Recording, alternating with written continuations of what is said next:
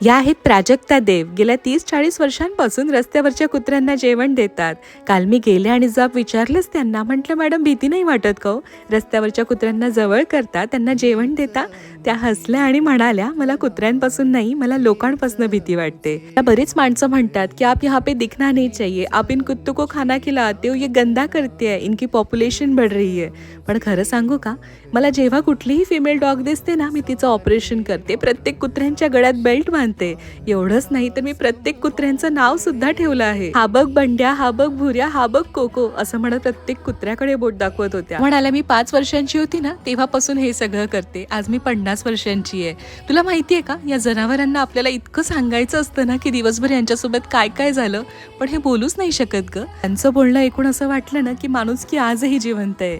जर तुम्हाला पण नागपूरच्या रस्त्यांवर प्राजक्ता ताई कधी दिसल्या ना, तर थांबून त्यांना थँक्यू आणि एक सल्यूट नक्की करा.